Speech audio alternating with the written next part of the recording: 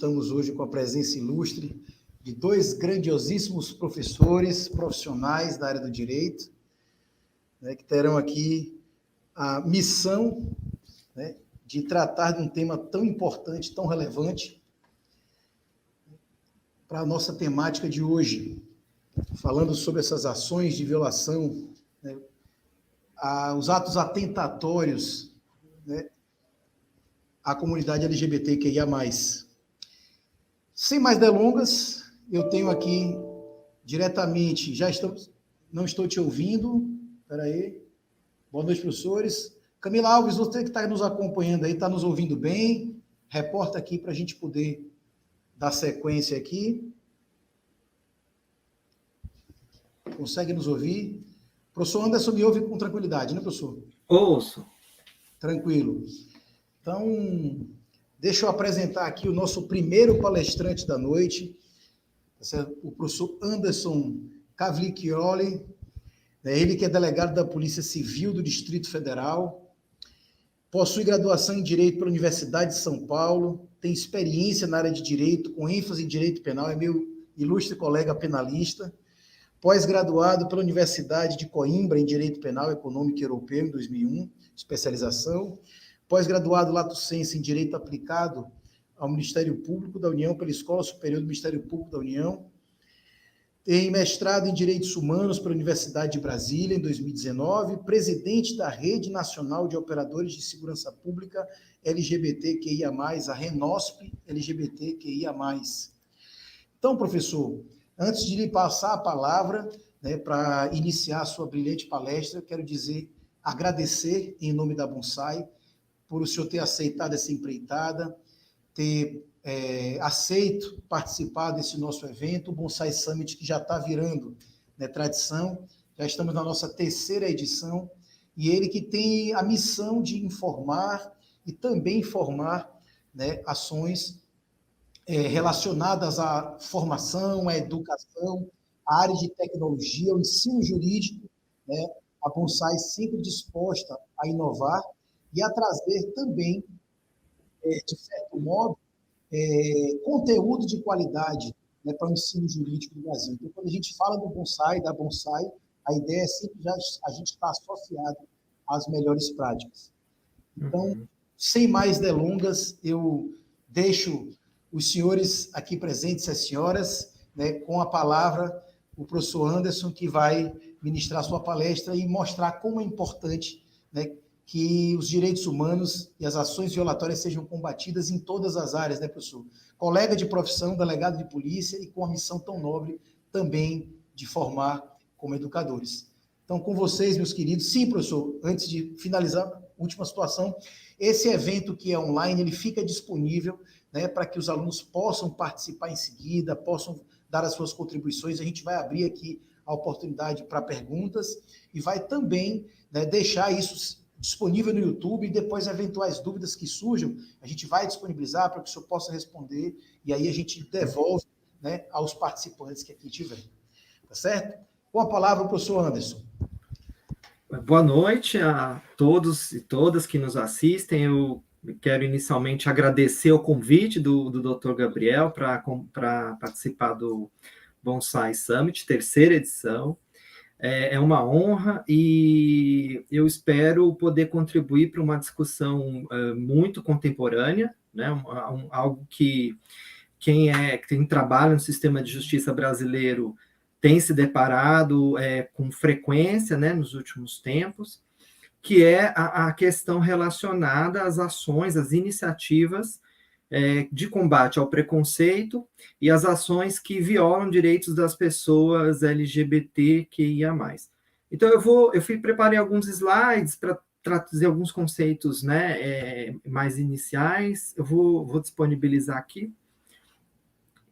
Então, esse é o nosso tema, né, da palestra de hoje, que são essas iniciativas de combate ao preconceito e as violações, né, aos direitos da comunidade LGBTQIA+. Como vocês estão vendo, a gente está falando de uma sopinha de letras, né? Então, a gente precisa entender por que existe essa conjugação de letras dentro de uma sigla, o que ela significa, quais são os usos, e todo o impacto que se tem no nosso sistema jurídico, né? Então, quando a gente fala em pessoas LGBTQIA+, a gente precisa primeiro fazer o enquadramento do nosso tema. De quem nós estamos falando, né? Quem são as pessoas LGBTQIA+. Daí, para falar desse tema, a gente precisa tratar de algumas categorias de análise. E o que são essas categorias de análise? São elementos pelos quais eu olho para o mundo e verifico um determinado fenômeno e passo a analisar esse fenômeno, né? Então, quando a gente fala lá na letra, naquela sigla LGBTQIA+, a gente precisa de alguns conceitos e algumas categorias de análise que vão nos auxiliar a entender o que essa sigla significa, certo? Essa ilustração é só para a gente ter uma ideia, a gente vai trabalhar um pouco melhor esses conceitos, mas para vocês terem uma ideia, ela foi extraída de uma cartilha produzida pela Procuradoria Federal dos Direitos do Cidadão, né, que é um órgão vinculado ao Ministério Público da União, e que trata especificamente de direitos humanos. Então, nós vamos trabalhar questões como identidade de gênero, orientação ou condição sexual, afetiva, emocional e sexual. Nós vamos falar de sexo biológico, expressão de gênero, que são todas expressões que a gente precisa compreender para poder entender melhor o que significa a sigla LGBTQIA+, até para a gente poder fazer o enquadramento do nosso tema, certo? Então, o primeiro ponto que é muito relevante trazer aqui para vocês é que o sexo biológico não se confunde com gênero. São coisas distintas e a gente precisa ter isso muito fixado, né? Por quê?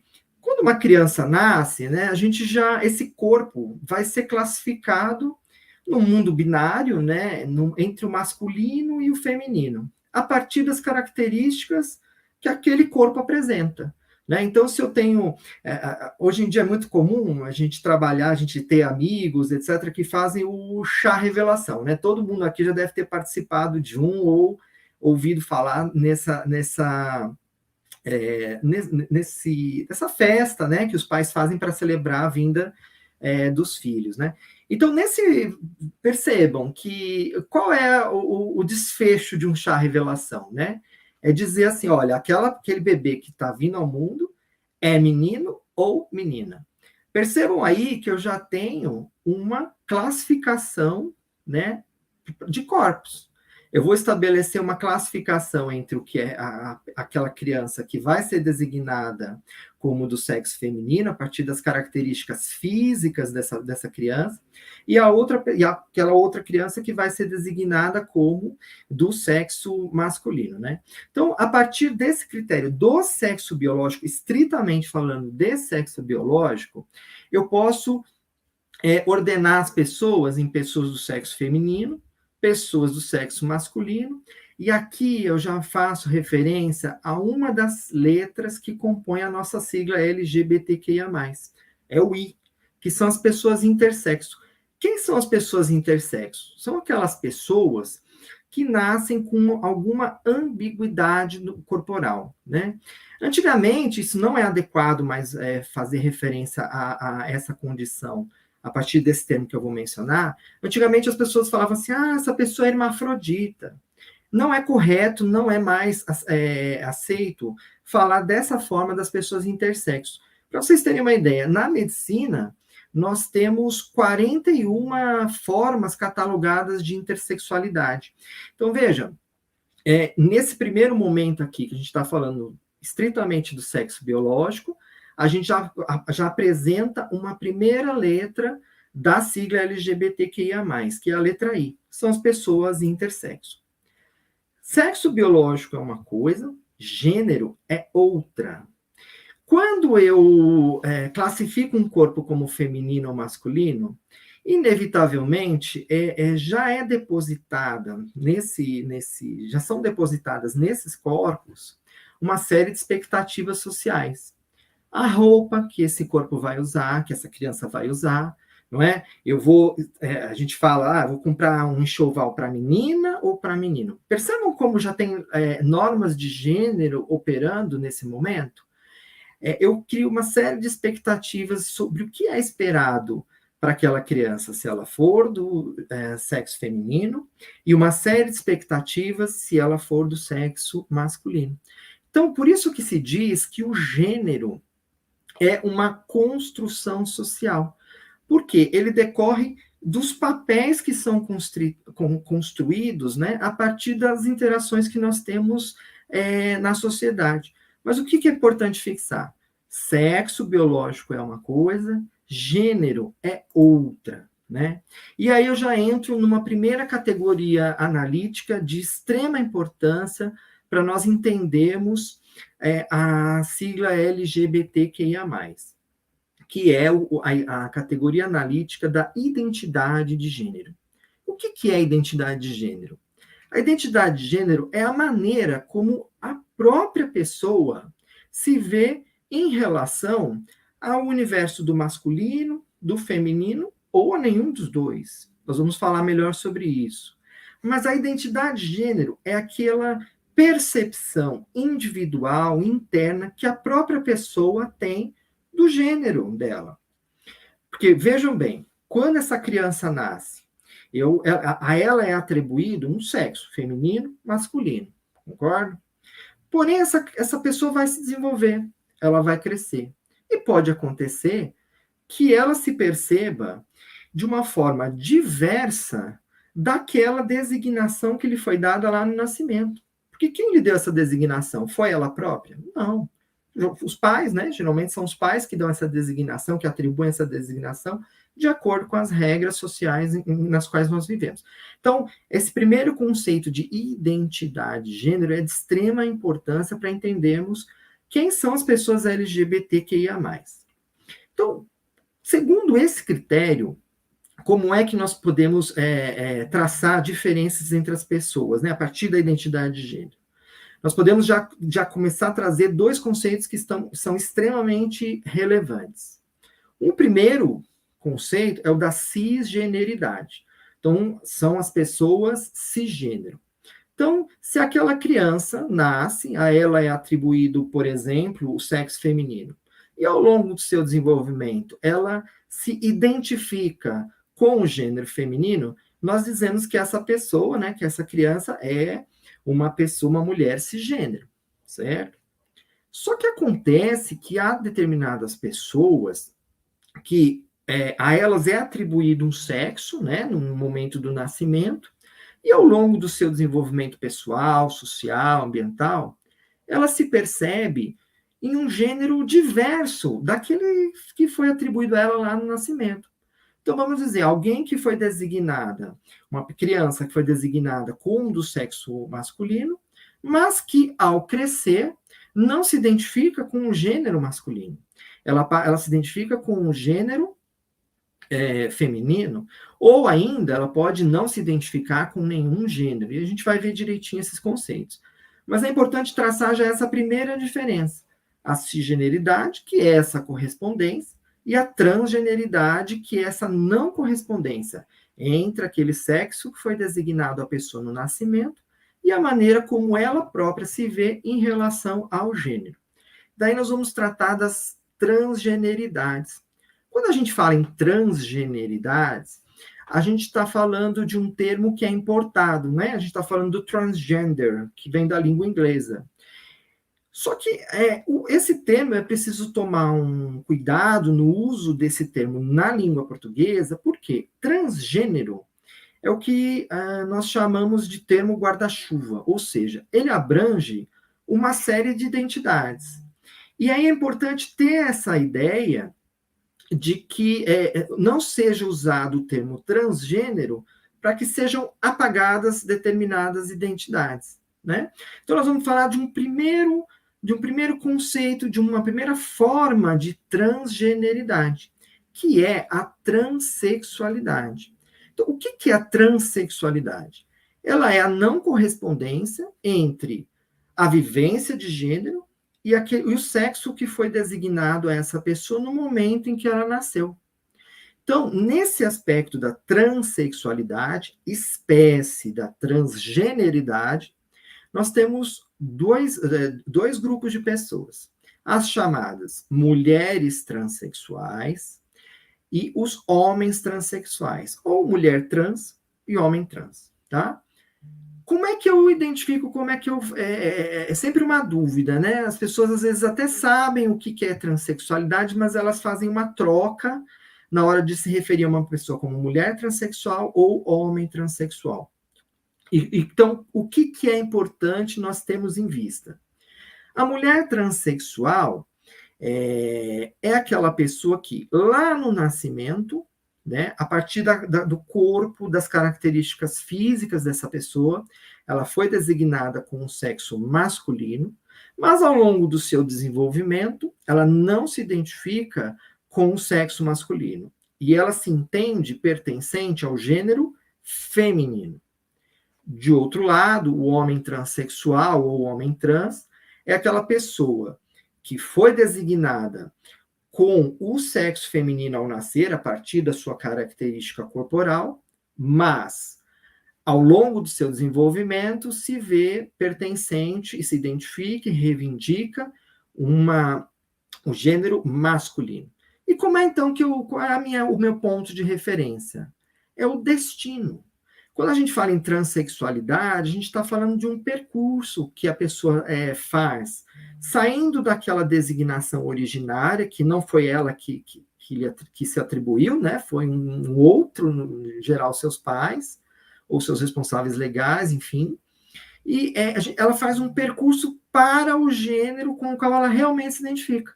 Então, o que importa é o ponto de chegada. Essa é a minha referência.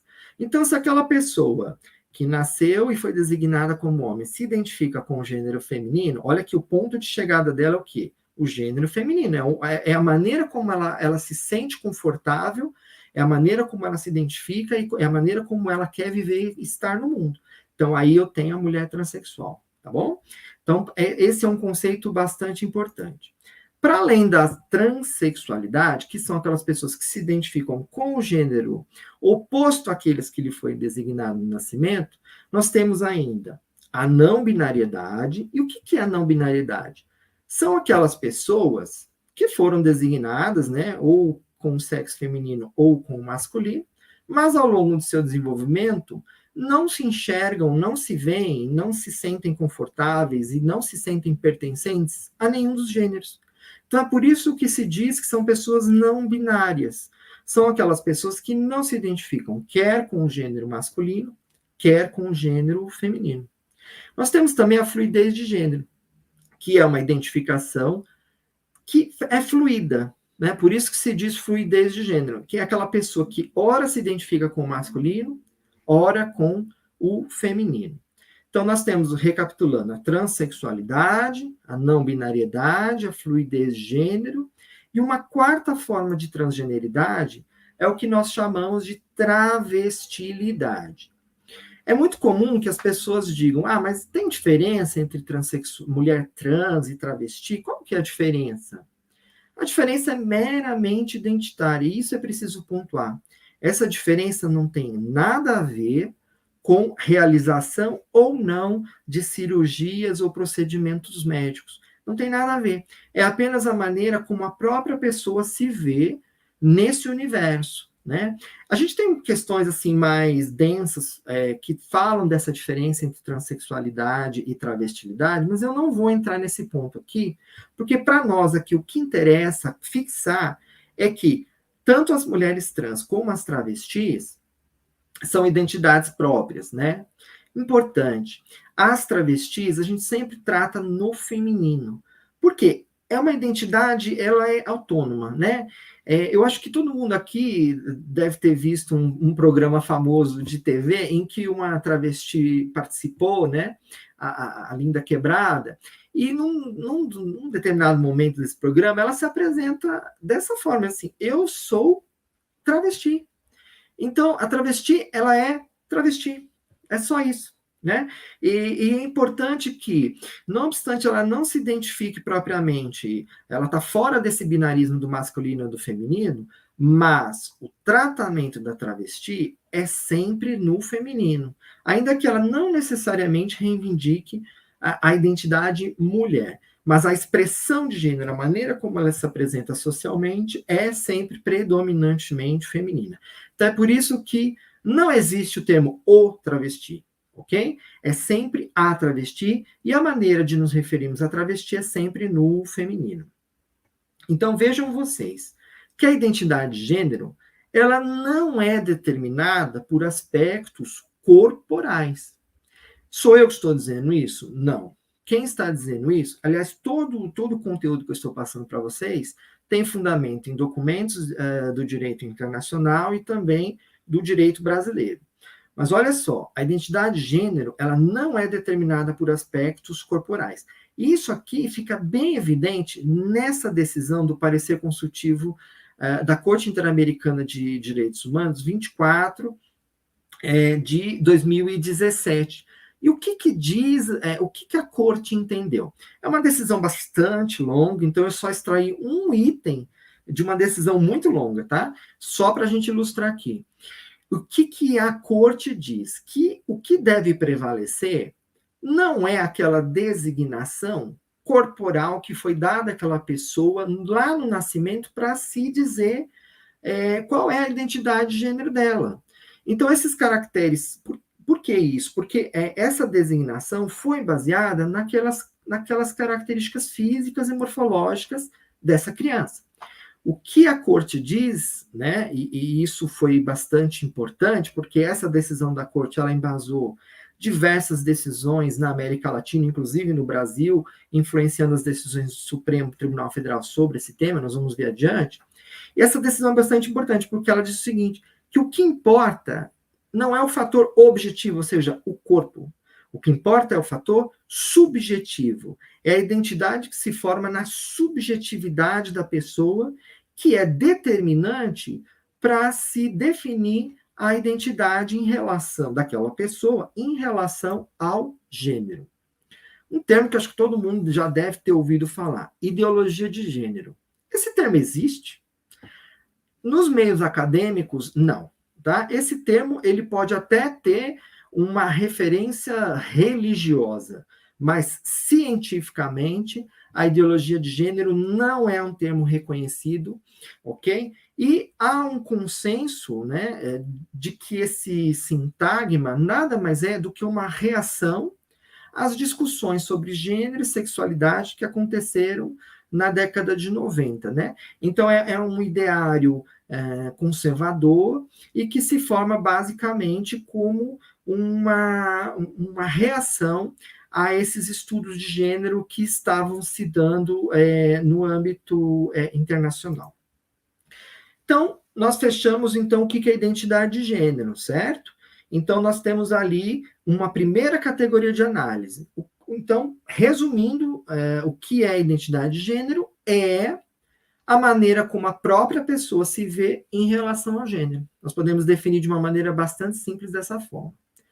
Diferentemente da identidade de gênero, nós temos a orientação ou condição afetiva, emocional e ou sexual de uma pessoa.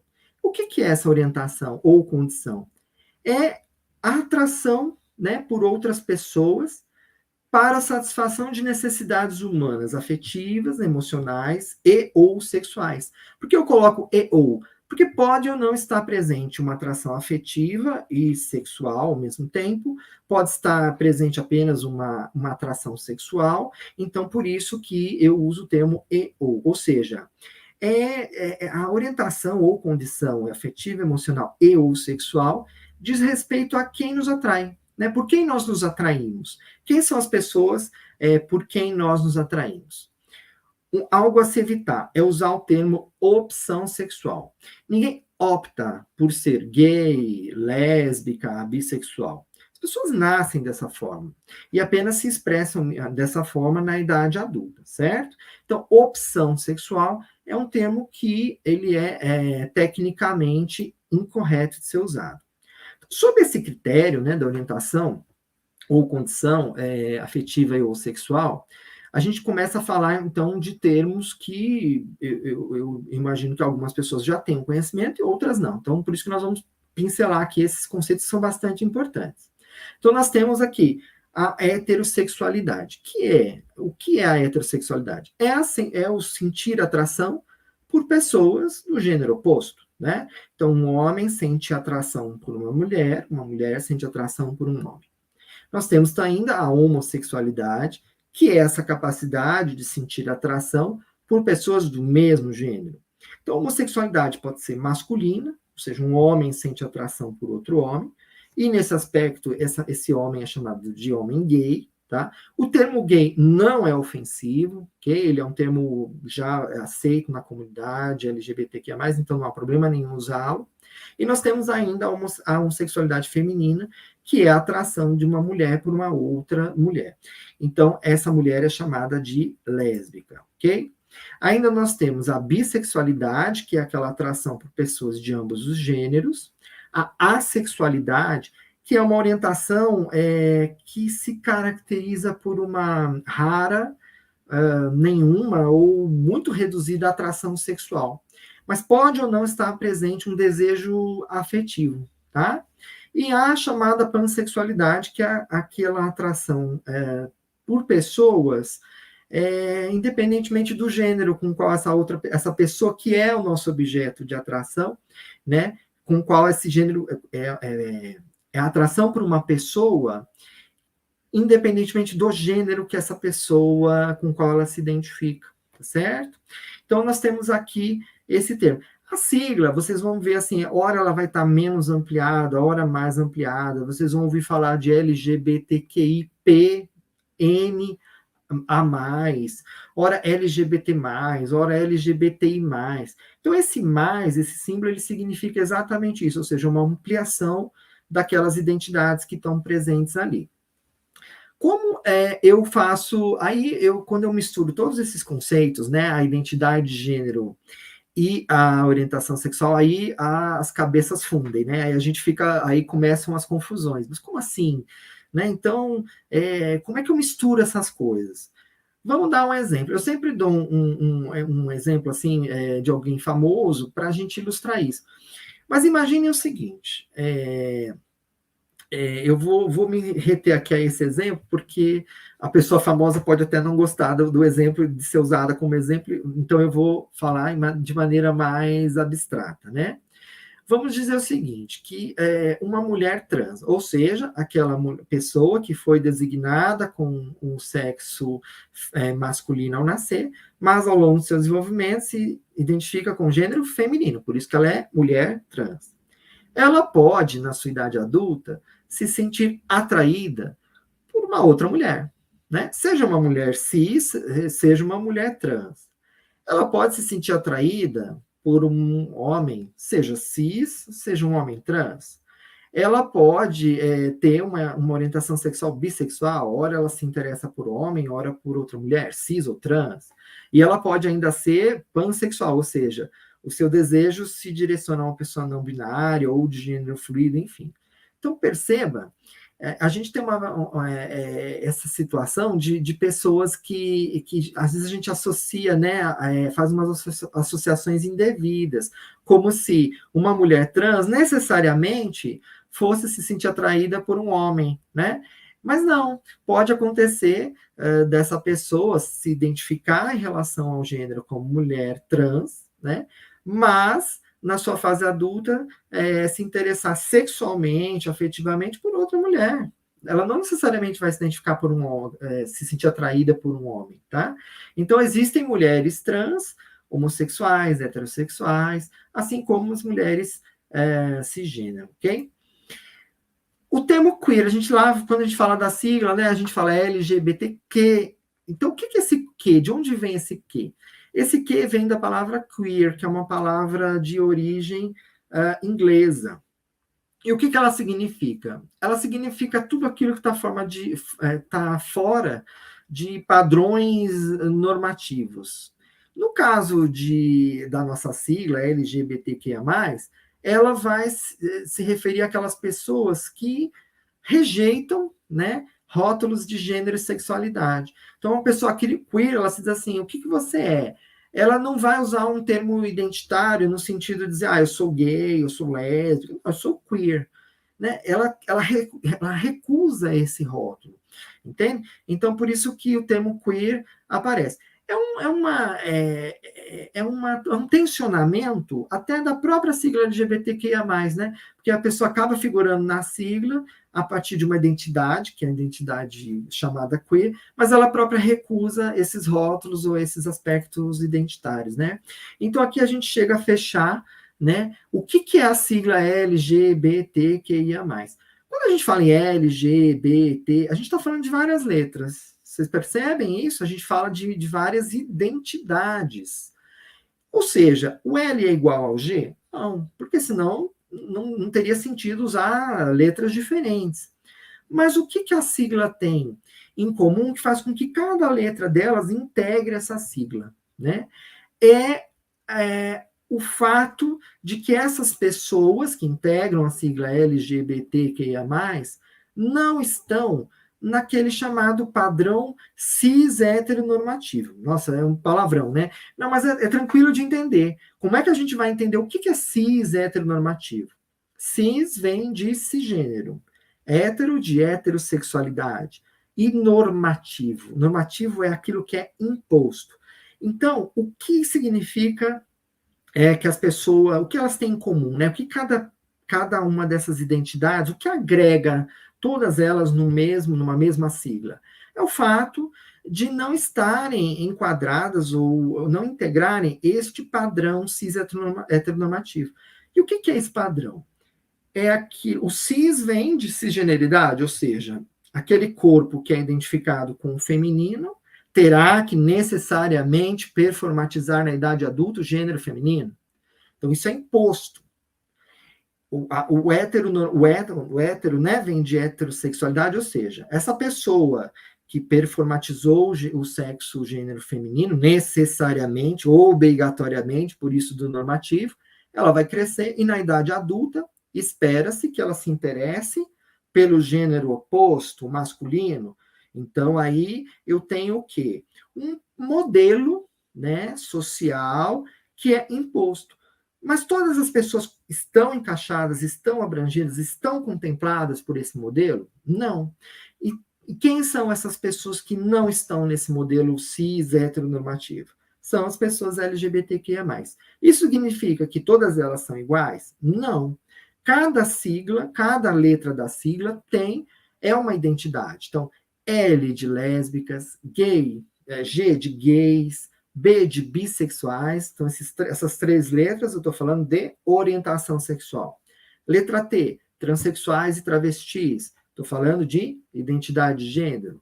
O Q? Estou falando lá da palavrinha queer, aquela palavra importada.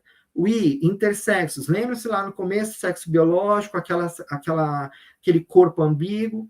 O A, de assexuais. Aí estou falando também de orientação sexual. Então, veja, essa letra ela vai se compondo de diversas identidades que se compõem a partir dos conceitos de identidade de gênero, orientação sexual e intersexualidade. Ok? E o símbolo mais, o que significa? Significa que essa sigla não é exaustiva, ou seja, existem outras identidades. Quem que eu poderia incluir aqui no LGBTQIA+? O P de pansexualidade, eu poderia incluir o N de não binariedade, percebe? Então, isso significa que existem outras identidades, né? O mais significa isso, e ainda que esses estudos de gênero e sexualidade estão em constante evolução.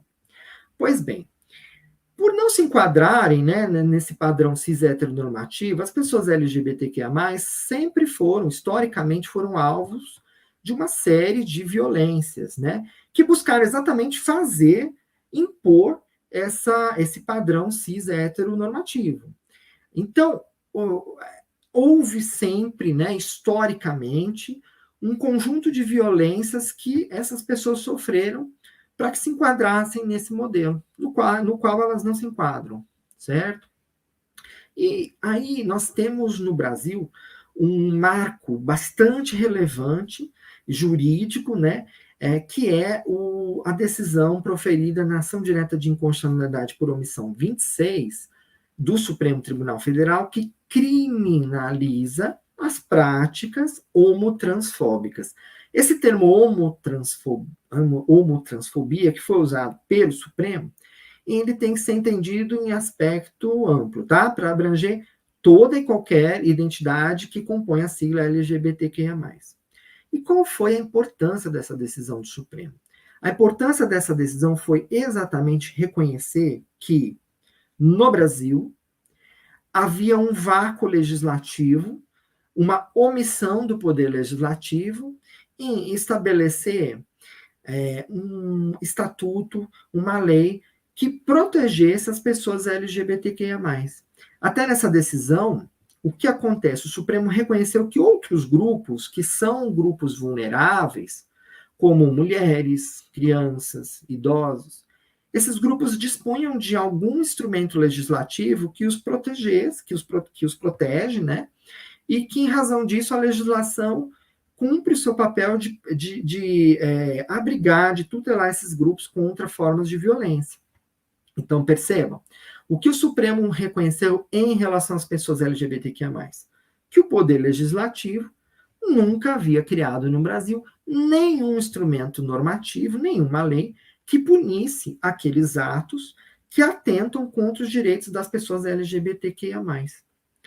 Quando eu falei lá que o que as pessoas LGBTQIA+, têm em comum é o seu não enquadramento nesse padrão cis-heteronormativo, eu poderia agregar essa informação sobre o que elas têm em comum, além disso, o fato de que elas têm duas demandas básicas, né? Primeira demanda básica, o acesso igualitário a direitos, o que desde sempre lhes foi negado, e o outro, a uma vivência livre de violência. Então, essas duas linhas, né, são as principais demandas comuns a todas as letras que compõem a sigla LGBTQIA+. Existem demandas específicas de cada uma das identidades. Então, por exemplo, o movimento de pessoas intersexos, ele vai pleitear, além da vivência livre de violências e além de acesso igualitário a direitos, que é comum a todas as letras, ele vai pleitear, por exemplo, a grande demanda do movimento de pessoas intersexos, que as pessoas intersexos não sejam submetidas a cirurgias precoces, né, que buscam impor um sexo. É aquela história do médico, sabe? Olha, esse corpo aqui, ele está mais para o masculino, então vamos fazer a cirurgia e fazer essa adequação para o masculino. Então, veja, são cirurgias precoces, porque a própria pessoa não delibera sobre essa intervenção no seu corpo. Existem demandas específicas, por exemplo, do movimento de mulheres lésbicas, que é a luta contra o chamado estupro corretivo, que é aquela forma de violência em que o agressor se utiliza da masculinidade e ele diz assim para a vítima: você só é lésbica porque você não esteve com um homem de verdade. Que todos aqui já acompanharam uma agressão dessa forma, né? Então, perceba, existe uma luta específica do movimento de lésbicas, e por aí vai. O movimento das pessoas trans, a luta pelo direito ao uso do nome, a retificação do nome, independentemente de realização de cirurgias. Então, cada letra que compõe a sigla tem demandas específicas, mas elas também têm as demandas em comum, que são o acesso igualitário a direitos, que são garantidos ao restante da sociedade, e, além disso, o acesso a uma vivência sem violências. Então, o que se deliberou na ADO 26 e que é extremamente importante? O Supremo disse o seguinte, que os atos de homofobia e transfobia, e lembre-se que esses termos precisam ser ampliados para abranger, por exemplo, atos de bifobia, que são aquelas violências contra pessoas bissexuais, né? Então, é sempre em sentido amplo. Então, os atos de homofobia e transfobia, eles são manifestações do quê? De racismo. Mas um racismo compreendido na sua dimensão social. E o que é racismo em termos jurídicos estabelecidos pelo Supremo Tribunal Federal? Então, o que o Supremo disse? Que o racismo ela é uma ideologia, né, que se baseia em falsos critérios científicos para justificar discriminação e exclusão contra determinados grupos sociais, né?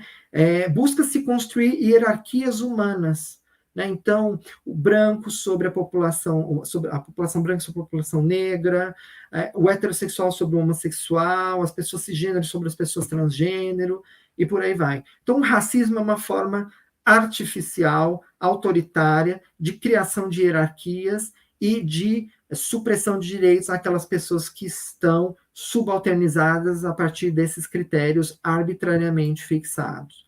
Então, o que o Supremo entendeu?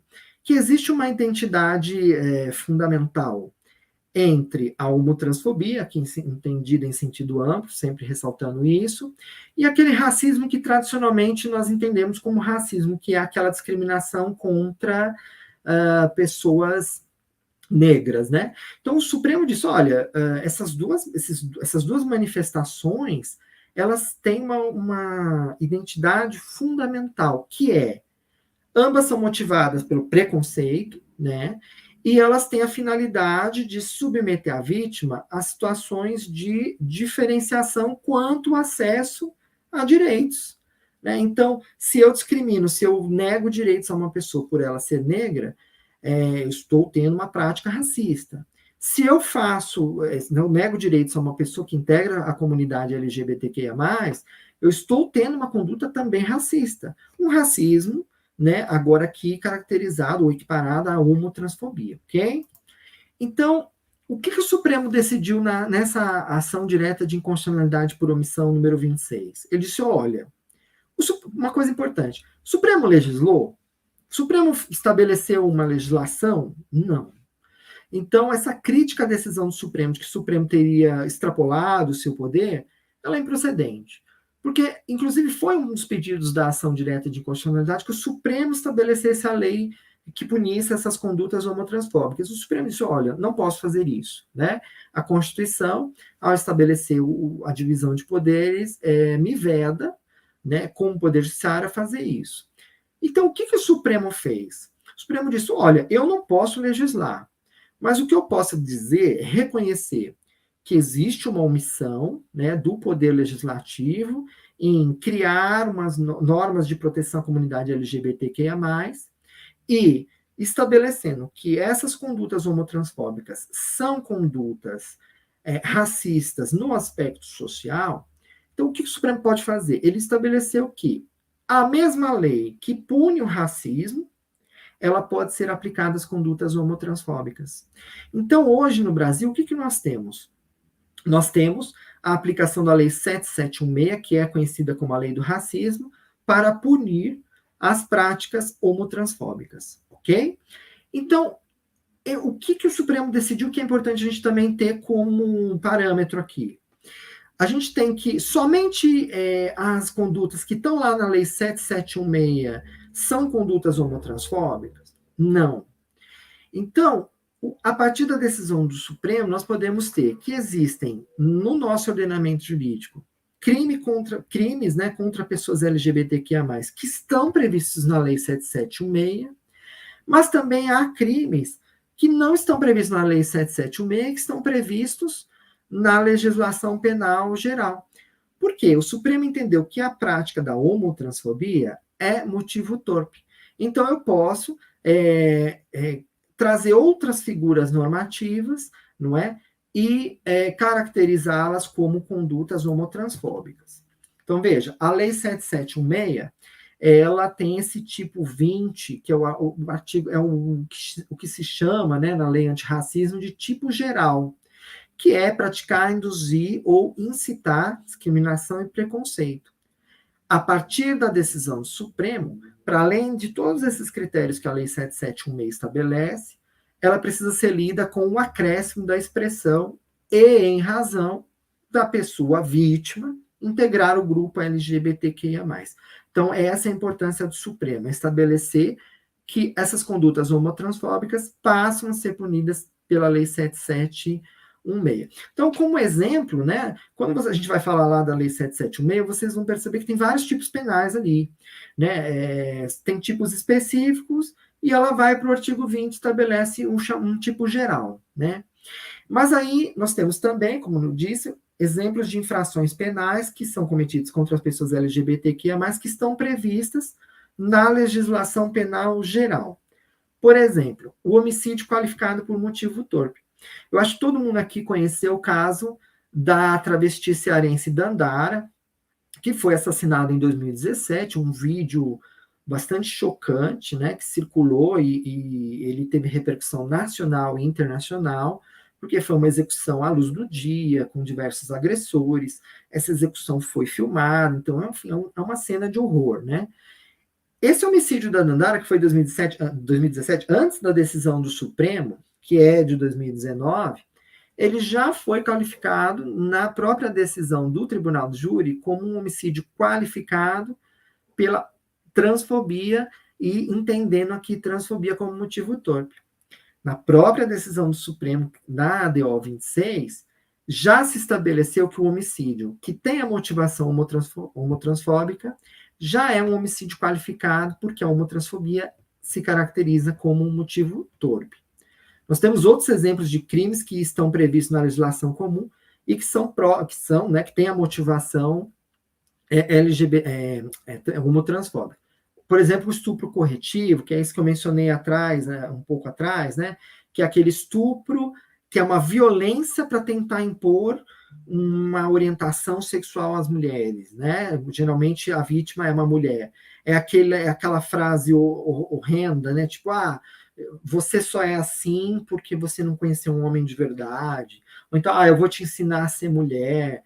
Então, assim, esse estupro corretivo, chamado corretivo, entre aspas, né? Porque de corretivo ele não tem nada, ele é só uma forma horrorosa de manifestação de violência. Ele também é um crime praticado contra pessoas LGBTQIA+. Um crime bastante comum, né, que acomete vítimas da comunidade LGBTQIA+, é o chamado Boa Noite Cinderela. Na nossa legislação, o chamado Boa Noite Cinderela, que é aquela prática em que se dopa a vítima, né, com alguma substância, por isso Boa Noite Cinderela, porque a pessoa fica dormente, desacordada, e aí o agressor se aproxima dessa pessoa, usa alguma substância para que essa pessoa adormeça, enfim, fique desatenta, e aí ele pratica a subtração patrimonial. Essa prática configura o crime de roubo. O chamado estelionato amoroso, que é aquela aproximação que tem o pretexto de uma aproximação amorosa, mas que o intuito é ter prejuízo, né, subtrair patrimônio da vítima. E a chamada injúria racial, né? É muito comum a gente ter uma dúvida, né, sobre o que é racismo e o que é a injúria racial, o que é a injúria que nós chamamos de qualificada. Então, esse quadro aqui, ele estabelece algumas diferenças entre os tipos penais, né? Então, por exemplo, o racismo, ele está previsto na Lei 7716, é a lei do racismo. O bem jurídico protegido é a dignidade da pessoa humana, né? O dolo, ele é a intenção de ofender a coletividade de pessoas, né?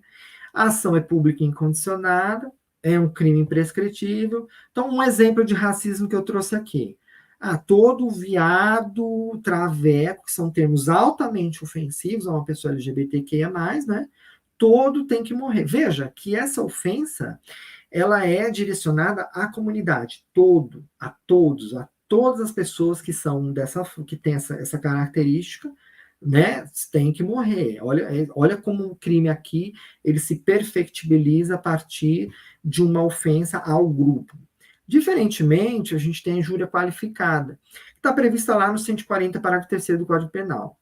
O bem jurídico protegido aqui é a honra subjetiva, que é atingida a partir do dolo de afrontar aquela pessoa determinada, ok?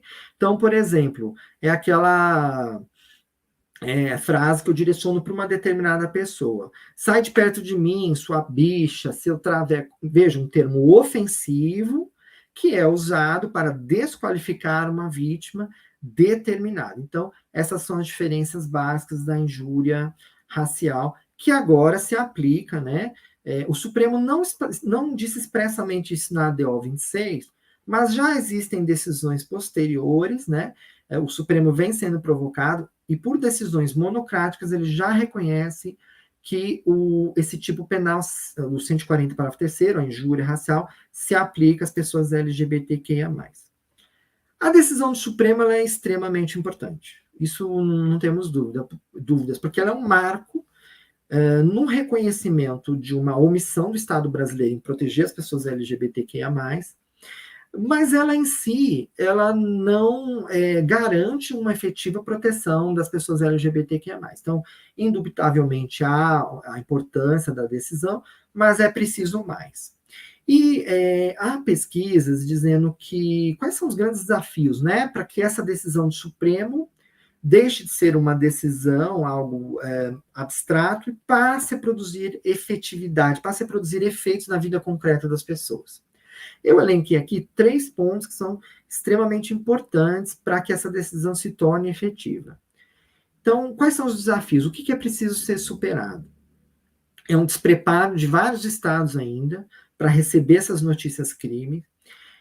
Para se ter ideia, existem vários sistemas, né, ligados à Secretaria de Segurança Pública dos estados que sequer se adaptaram à decisão do Supremo. Então, nem que o policial quisesse, ele poderia registrar aquele crime como um crime que tem uma motivação homotransfóbica, porque o próprio sistema de registro não permite que ele faça essa observação.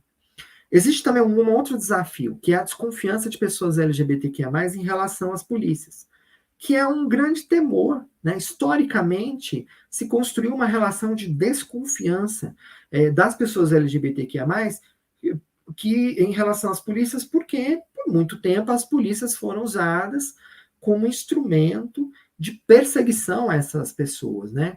Então, o que existe é um temor, né, das pessoas LGBTQIA+, que vem felizmente, vem sendo superado, de que denunciem as práticas homotransfóbicas, porque o grande medo é que, além da violência sofrida na situação concreta, elas ainda sofram uma nova violência, agora institucional, dentro de uma unidade policial. Então, isso é um problema a ser superado ainda, né?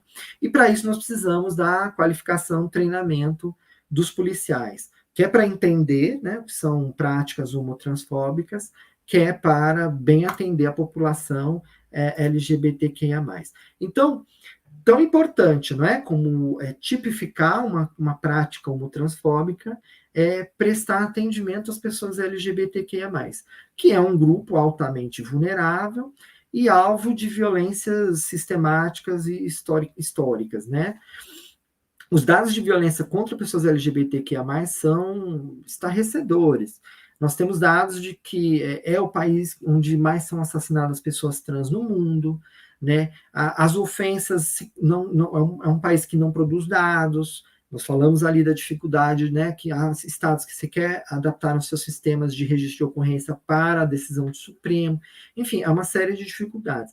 Então, nós temos ainda um longo caminho a percorrer, né?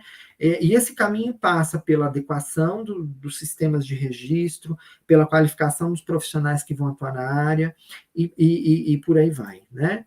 Então, é tão importante quanto um policial saber, né, que aquela prática configura uma forma de homotransfobia, é a maneira como ele trata uma pessoa, né? Então, o próprio gênero que vai ser usado, né, para se referir àquela pessoa. Então, imagine uma travesti entrando numa delegacia. Como é que você, policial, né, como é que um policial vai atender essa pessoa? Como é que ele vai se referir a essa pessoa? Nós vimos lá, né, que as travestis, elas têm uma expressão de gênero feminino, então sempre trataram feminino. Agora, vocês podem imaginar o início de um atendimento que se inicia da forma errada, se inicia de uma travesti se referindo a ela no masculino, por exemplo. Então, isso já gera um problema grave no próprio atendimento, né? Aqui eu pus uma ideia de quais são as formas adequadas de tratamento, né, para as pessoas LGBTQIA+.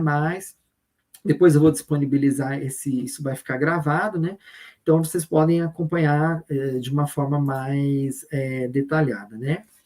Então, imaginem uma pessoa, eu vou dar um exemplo de uma travesti no atendimento policial, né? porque eu, como eu sou plantonista, eu trabalho na Delegacia da Mulher aqui da Ceilândia, que é uma região administrativa mais populosa aqui do Distrito Federal, é uma região periférica, então a gente tem um atendimento bastante intenso na delegacia, né? E eu já atendi travestis, né? E muda tudo a maneira como você, por exemplo, se refere a essa pessoa. Então, um certo dia eu estava no plantão e uma travesti foi procurar a delegacia porque ela havia sido vítima de uma importunação sexual, né? Então, veja, quando eu disse a ela assim, ela me apresentou até um documento que ainda não tinha sido retificado, né? E quando eu disse a ela assim, mas qual é o seu nome social? Como é que você quer ser tratada? Mudou tudo. Ela se sentiu acolhida, ela já chegou armada na delegacia, no sentido de, sabe, eu vou ali na delegacia, já vai esperando ser maltratada. E no momento em que ela teve o nome social respeitado, ela mudou tudo, ela se acalmou, ela contou a história do que tinha acontecido. Então, isso é muito importante, não só a tipificação, né, que nós vamos fazer numa delegacia, mas também a maneira de tratar essa pessoa. Aqui no Distrito Federal, a gente tem até um protocolo, né, de atendimento das pessoas LGBTQIA+, que foi elaborado pela delegacia especializada aqui, para atender esses tipos de crimes. Então, assim, é um protocolo que é bastante interessante, pode ser compartilhado aí pelo Brasil todo, né? Aqui no Distrito Federal, e existem outros estados que também já estão fazendo isso, os documentos, eles são gerados prioritariamente usando o nome social da pessoa, né? O nome de registro também consta da ocorrência, o nome de registro eu digo oficial, aquele lá do registro de nascimento. Por quê? Vou fazer uma diferenciação aqui que é importante. Nome social e nome retificado são coisas diferentes. O nome retificado é aquele nome que a pessoa transexual e travesti ela pode fazer alterando no cartório, né, mediante uma declaração de vontade, para que esse documento seja retificado. Então, esse é o documento oficial dela que passa por essa modificação. Mas as pessoas transexuais e travestis, por diversas razões, não fazem essa retificação. Isso impede que elas sejam tratadas pelo nome social, que é aquele nome com o qual elas se identificam? Não. O nome social é uma coisa, o nome de registro é outra, né? A cirurgia é um dado completamente irrelevante nos dias atuais, então não cabe ficar fazendo pergunta invasiva em relação a uma pessoa LGBTQIA+, em especial pessoas transexuais e travestis. A escuta, né, é muito importante, ela tem que ser qualificada. E o que é uma escuta qualificada de uma pessoa LGBTQIA+? É uma escuta empática, livre de preconceitos, né? E que acolha aquela pessoa na delegacia. Isso é extremamente importante, porque se ela não se sentir acolhida, como é que ela vai dar a versão do que aconteceu com ela? Então aqui eu faço, né, algumas observações, né? Não ficar interrompendo, deixar a pessoa falar, não desqualificar a fala da pessoa, dizer assim, isso não é nada, entende? Então isso é extremamente importante, tão importante quanto estabelecer a tipificação penal do que aquela pessoa está narrando, é o atendimento, né, das pessoas LGBTQIA+, nas unidades policiais. Então, aí a importância do nome social. O nome social é o quê? Qual é a natureza? O que é o nome social? É uma política pública de inclusão social para pessoas transgênero, transexuais e travestis, tá? Não é apelido, não é nada diferente, não é apelido, não é alcunha, e ele não se confunde com o nome retificado, que é aquilo que eu havia dito. E qualquer pessoa, inclusive pessoas menores, podem adotar nome social, que é a maneira como a pessoa se identifica socialmente, ok? Então, eu vou partindo aqui para o final da nossa fala, né? E eu sempre digo, construir novos patamares civilizatórios na sociedade brasileira não é uma tarefa só da comunidade LGBTQIA+, é uma tarefa de toda a sociedade brasileira, que precisa combater misoginia, machismo, racismo contra pessoas negras, discriminação religiosa e discriminação contra pessoas LGBTQIA+, também, né? Porque é esse o espírito da nossa Constituição, que é construir uma sociedade livre, justa e igualitária. Eu agradeço imensamente e abro para eventuais dúvidas e perguntas de quem está nos assistindo.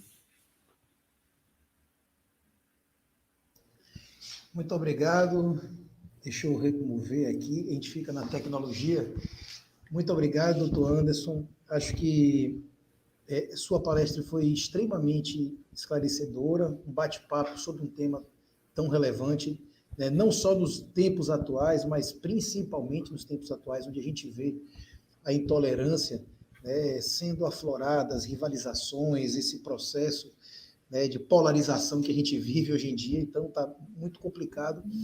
Até saudar a presença do colega aqui, doutor Mário Leone, que está nos prestigiando, assistindo o evento aqui. Né? Inclusive, quem fez a indicação do doutor Anderson para participar desse evento. Né? E trazer alguns questionamentos aqui, professor, para que a gente possa trabalhar. Né? Temos aqui, primeiro, uma pergunta. Temos aqui a doutora Meire Mansuet também, né, que está aqui, que é hoje, inclusive, a delegada do Departamento de Atendimento a Grupos Vulneráveis, na pasta relacionada aos crimes de ódio, né, relacionado à questão racial, à questão também em relação ao LGBTQI, a transhomofobia. Então, a gente vê, né, a participação cada vez mais ativa também, estruturação dos órgãos de segurança pública para fazer um combate mais eficiente a esse tipo de prática. Então, a gente está aqui com alguns comentários, eu vou ativar aqui, então, para que a gente possa falar. Então, primeiro, né, a Camila Alves pergunta, a partir do momento em que uma vítima faz uma denúncia, né, de violência, ela recebe algum tipo de proteção contra uma possível retaliação física, principalmente? Fica à vontade aí, depois eu vou fazer alguns comentários e perguntas também. Então, Camila, a gente não tem no Brasil propriamente uma legislação específica, né, para pessoas LGBTQIA+. Mas a gente tem, por exemplo, a legislação que pode ser aplicada às pessoas LGBTQIA+, como recentemente decidiu o STJ, né, a aplicação da Lei Maria da Penha às mulheres transexuais e às travestis. Então, por exemplo, nas DEANs, né, que eu trabalho na DEAN, a gente tem, por exemplo, encaminhamento a casa-abrigo, quando a mulher tem um risco de morte. Então, isso pode ser estendido a mulheres transexuais e travestis. Agora nós temos uma nova lei que entrou em vigor, que é a Lei Henri Borel, que estabelece medidas protetivas para crianças e adolescentes, né? Então, nós temos a extensão de outras leis, né, para proteger as pessoas. Então, existem mecanismos de proteção às pessoas que fazem denúncia, sim. Aqui, fazendo a referência aqui, né, o colega Mário Leone, inclusive, ativista, eu diria assim, uma pessoa com um papel político importante, né, na sociedade sergipana e brasileira, né, ganhou destaque, né, graças às suas ações, e integrante também da Renosp, né, LGBTQIA+. Então, Dom Mário, é uma grande honra contar com a sua presença aqui. E eu vou aproveitar... Mário é fundador da Renosp, a gente não é só, ele é fundador. Então, precisa registrar isso aqui. Registro feito, correção, retratação. Foi ele que me convidou para ir para a Renosp, olha só como ele é importante, é uma figura importantíssima. Que maravilha. E aí, aproveitando aqui para trazer um questionamento, doutora Meire, né, como eu falei, ela hoje que é a titular da pasta, ela perguntou aqui, a injúria qualificada também é inafiançável como racismo? O que o senhor acha aí sobre essa temática? Sim, eu entendo que sim, porque a gente já tem uma decisão bem recente do ministro Fachin, dizendo que, não obstante a injúria qualificada, né, pela questão racial, fazendo referência à raça naquele sentido social, né, que abrange condutas homotransfóbicas, então o ministro Fachin disse, olha, a questão topográfica é irrelevante, a injúria qualificada, né, pela raça é expressão de racismo. Então, no STJ a gente já tem decisões expressas e o STF já está caminhando para essa inafiançabilidade, para fixar esse entendimento da inafiançabilidade também. Isso diz respeito até, doutor, a ideia do crime de ódio, a motivação em si. Sim. Isso fica muito claro quando eu tenho um objeto da intervenção, da ação criminosa, e o dolo fica muito bem configurado, qualificado nesse contexto. tá certo? Até aqui no MP, aqui no Ministério Público do Distrito Federal, existe um núcleo, né, específico de repressão a crimes de ódio, e esse núcleo fez uma nota técnica entendendo que o crime de injúria qualificada é inafiançável, entende? Então, assim, a gente está caminhando assim, não tem algo que eu possa dizer absolutamente consolidado sobre esse tema, mas a tendência jurisprudencial, com certeza, é de entender pela inafiançabilidade. Beleza, vamos lá. Agora temos um comentário aqui, né, do Elvis Lima. Muito importante a forma de tratamento de pessoas trans, travestis nas delegacias. Geralmente você vê em reportagens de cunho policial de forma pejorativa e caricata. Exatamente. Porque isso já faz parte até da própria desqualificação desse grupo social, né, Elvis? Então, assim, quando eu desqualifico a pessoa, eu coloco ela num patamar de subcidadania, entende? Então, assim, isso é uma prática que nós não podemos mais compactuar. Nós estamos no século XXI, né? Então, a gente vive numa sociedade que tem que ser construída em outros parâmetros civilizatórios, que estenda direitos a toda e qualquer pessoa, né? Então, as pessoas transexuais e travestis, quando você olha os índices que dizem respeito a essas pessoas, índices de desenvolvimento humano, eles são absolutamente estarrecedores. A expectativa de vida de uma pessoa transexual travesti no Brasil é de 35 anos. É metade da média nacional. Então, 90% é obrigada a sobreviver da prostituição.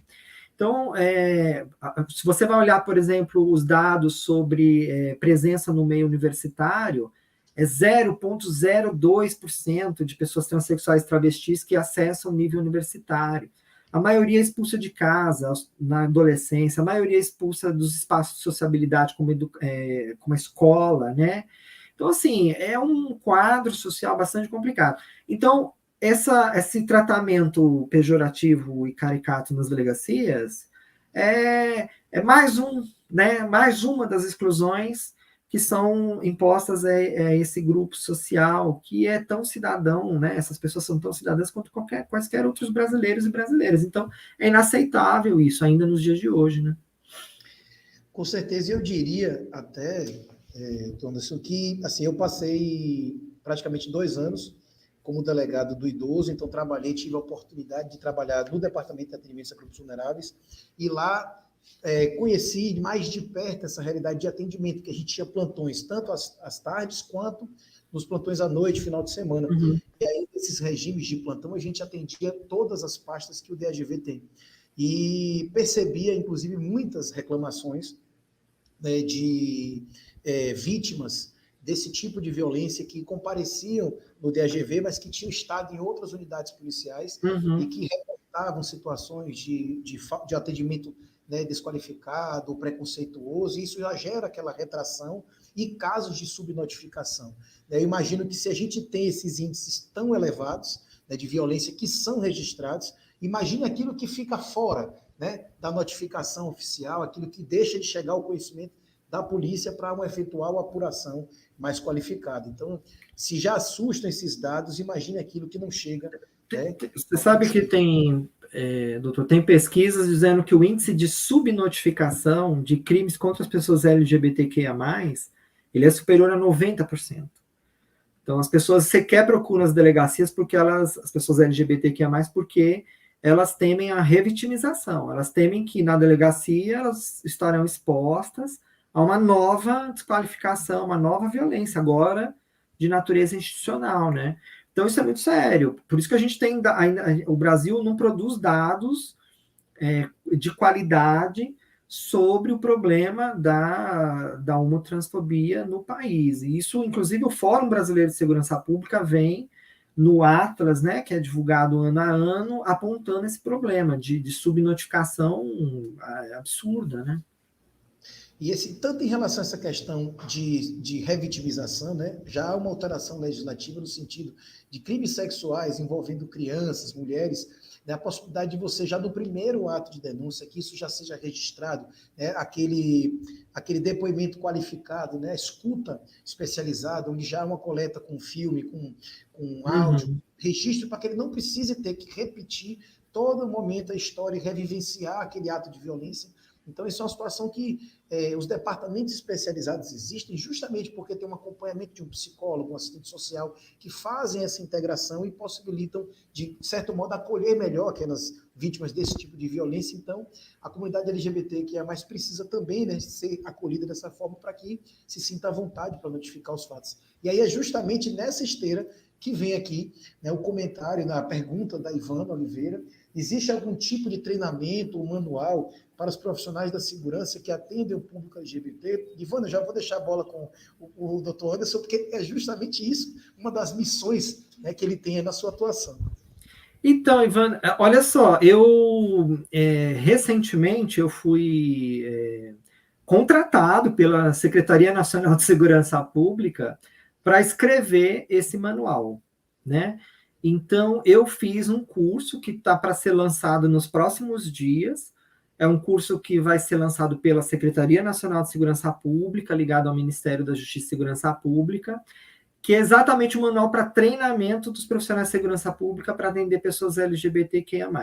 E esse manual eu fiz para ele atender diferentes polícias, né, diferentes formas de atuação policial.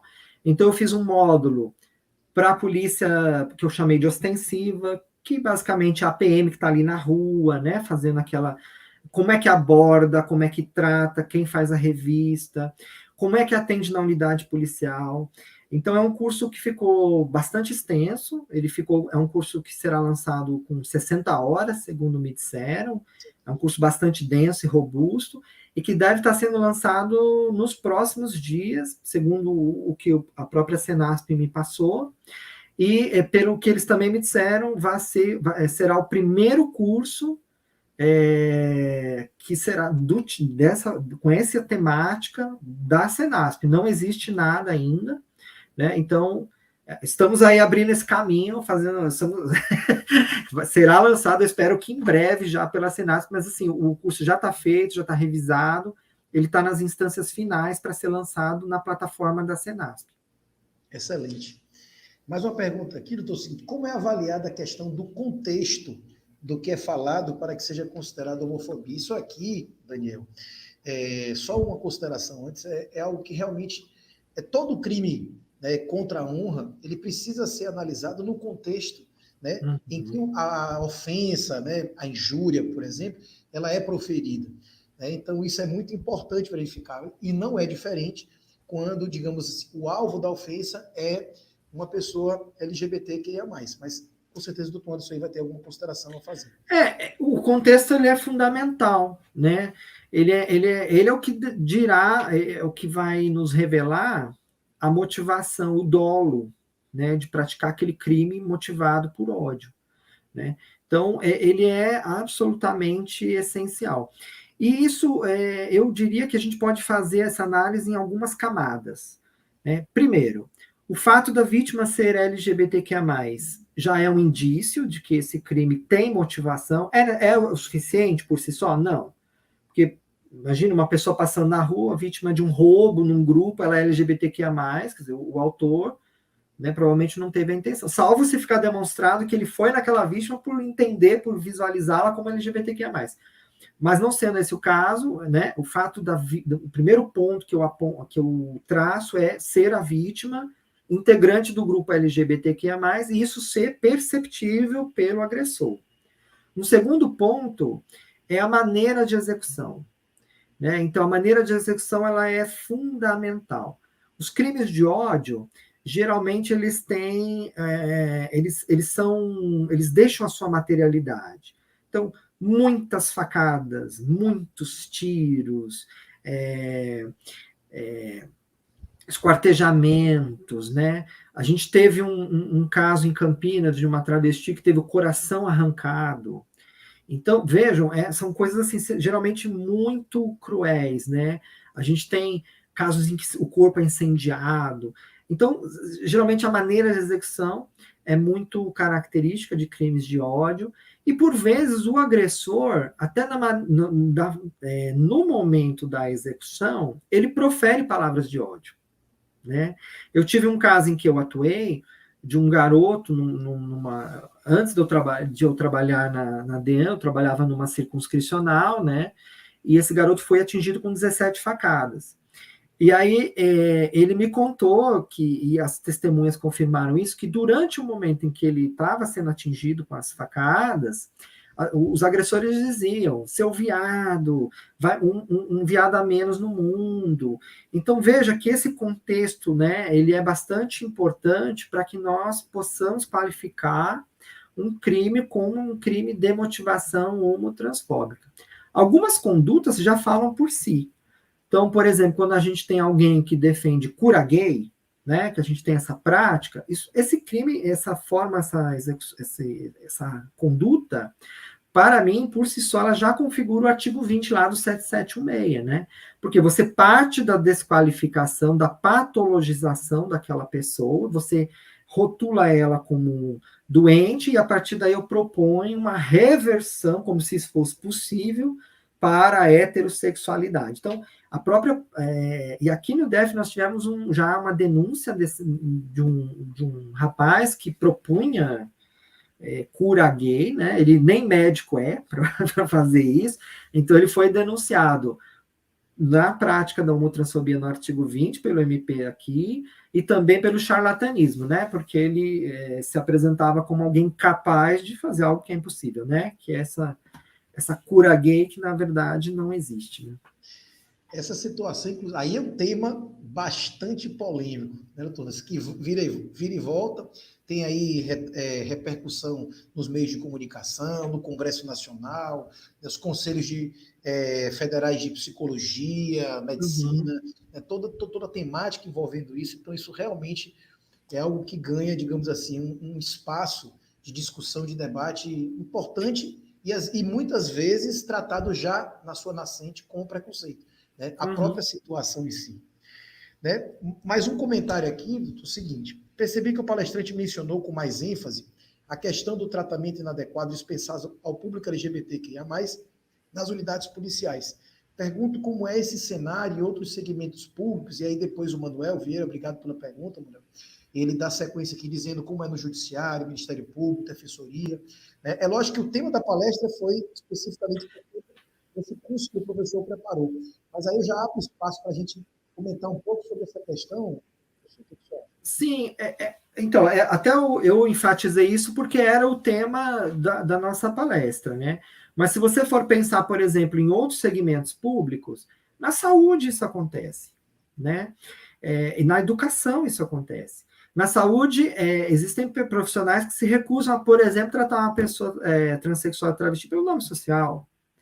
E eu vou dar um exemplo de um caso que eu atuei pela Renós, porque como a rede ela recebe muitas denúncias, né, de homotransfobia, e faz o encaminhamento para os órgãos de apuração, que são os competentes para fazer a apuração de um crime de homotransfobia. Nós tivemos um caso na Bahia, uma cidade do interior da Bahia, em que um menino trans, ele queria ser chamado pelo nome social na escola. Isso já é um direito que ele tem, porque existe uma resolução do MEC que garante a qualquer pessoa ser tratada pelo nome social em qualquer instância de ensino, né? Então ele já tinha esse direito, mas o professor lá se recusava a fazer o tratamento dele. E isso acabou indo, essa discussão acabou indo para lá na Câmara de Vereadores, e alguns vereadores ultraconservadores instaram violência contra começaram a invocar a população, dizendo que aquilo era um absurdo, etc. O absurdo seria, no entender deles, respeitar o nome social do garoto. E se chegou ao ponto, para vocês terem uma ideia, de alguns agressores foram à casa desse menino e apedrejaram a casa, com ele e a mãe dentro da casa. Então, veja como a situação, a LGBTfobia, ela pode assumir contornos extremos, né? Então, veja, nós estamos falando de um caso de desrespeito que aconteceu na educação, numa escola. Mas se você for a uma unidade de saúde, isso também pode acontecer, entende? Então, assim, há outros espaços públicos onde existe o tratamento inadequado à população LGBTQIA+, ainda. Isso só se supera com educação como essa ação que nós estamos fazendo aqui hoje, falar sobre o tema, né? Porque quando eu faço vários cursos para policiais, né? E quando eu faço esses cursos, o que eu percebo? Que muitos não têm a formação, não é nem na sua atividade policial, não tem a sua formação escolar. Nós não temos no Brasil a educação sexual, seria muito importante. Né? Educação sexual as pessoas confundem, acham que vai ensinar a criança a se sexualizar, o adolescente. Não é isso. Educação sexual previne abusos, né, contra crianças e adolescentes. A educação sexual é uma proteção para crianças e adolescentes, para que elas saibam identificar o abuso. Uma criança e adolescente não sabe identificar abuso, se ela não for educada a isso. Né? E a maioria dos abusos contra crianças e adolescentes ocorrem nas casas, e por agressores que são próximos a essa criança e adolescente. Então, isso são dados assim, estatísticos, eu não estou inventando. Então, a educação sexual também, para falar de sexualidade, expressões de sexualidade diversas, o respeito ao próximo, prevenção de gravidez precoce, prevenção de transmissão de ISTs. Então, veja, então, assim, os policiais, quando eles chegam nas corporações, né, nas unidades policiais, eles são resultado da educação que tiveram ao longo da vida também, né? Isso, o profissional que vai para a saúde, o profissional que, enfim, são resultado de uma educação ainda deficitária. Então, veja, esse tratamento inadequado, ele só se reverte com educação, né? Ele só se reverte com falar sobre o tema, com treinamento, com qualificação. Isso é um tema muito recente. Essas decisões que eu estou falando, Supremos, sobre sistemas que nós tratamos há pouco, sobre possibilidade de retificação de nome, sobre possibilidade, por exemplo, de participação das mulheres transexuais, travestis e homens trans também na política, com os nomes com as identidades, né, com as quais eles se reivindicam. Essas decisões são todas, assim, de 2018, 2000. Então, assim, é algo absolutamente recente. Né? Isso é fruto de um movimento que vem pleiteando acesso igualitário a direitos e também uma vivência sem violência, que é como eu falei, né, na palestra. Esses são as duas grandes demandas do movimento LGBTQIA+. Diferentemente do que alguns falam, não se trata de buscar privilégios, né? Buscar um tratamento diferenciado. Não, é buscar um tratamento igualitário e livre de violências.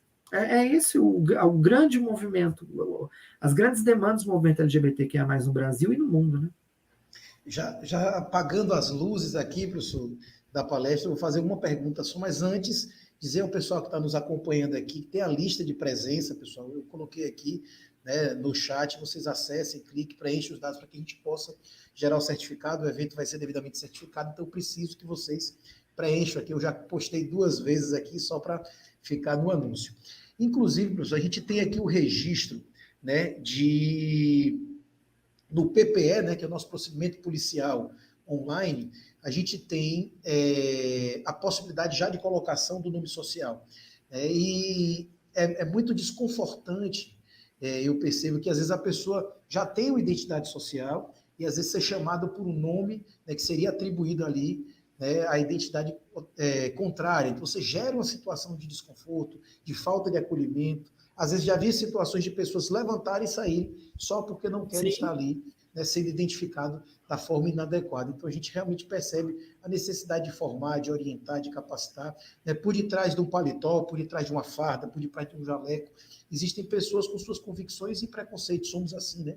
Somos banhados de preconceito. Precisamos nos despir deles para que a gente não haja, ainda que de forma não intencional, de maneira preconceituosa. Então a gente tem que entender. E eu, assim, confesso que com 20 anos de polícia, né, 21 anos de polícia fazendo esse ano, consegui ter um pouco mais de discernimento após trabalhar no Departamento de Atendimento a Grupos Vulneráveis. Então, é uma situação que a gente precisa realmente ampliar a formação, ampliar a capacitação para que as pessoas entendam essa realidade e compreendam a necessidade de um tratamento igualitário. Então, muitas das vezes, há uma incompreensão, né, de ações dessa forma, né, e a gente tem que entender isso e é fruto desse processo de mudança.